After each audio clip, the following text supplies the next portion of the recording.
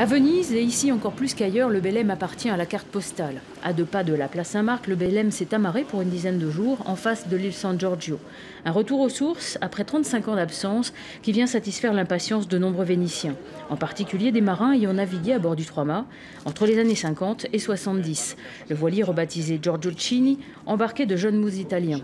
Lors de l'ouverture au public, Giuseppe Bisori, matelot dans les années 60, est parmi les premiers à remettre un pied sur le bateau de son adolescence.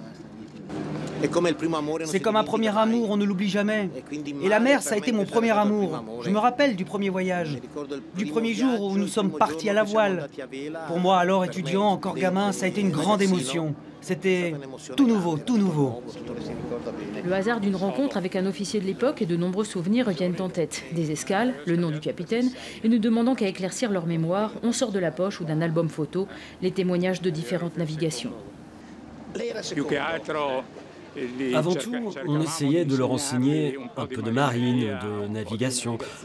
On leur apprenait que lorsqu'ils devaient sortir durant les escales, ils devaient représenter le navire. Et donc, ils devaient être parfaits.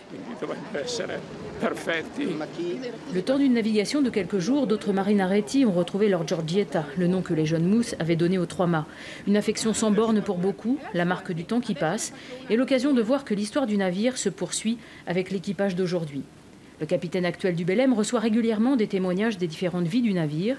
C'est aussi pour ce marin, passionné de l'histoire du Trois-Mâts depuis 25 ans, l'occasion de rencontres inédites. C'est toujours émouvant de recevoir ces marins et on sent dans leur voix leur émotion et souvent les larmes viennent à leurs yeux, hein, franchement. C'est tout à fait compréhensible, vous savez, ils avaient 20 ans ou 16 ans même et ils reviennent à 60 ans, 70 ans sur le navire et donc c'est vrai que c'est toujours un moment magique de les voir un petit peu retrouver ce navire hein, qui lui a continué sa navigation. Durant 118 ans, le Belem a effectivement reçu à son bord des centaines de marins. Sauvé plusieurs fois par ses propriétaires successifs, le Trois-Mâts avait pourtant été abandonné sur un quai de Venise à la fin des années 70.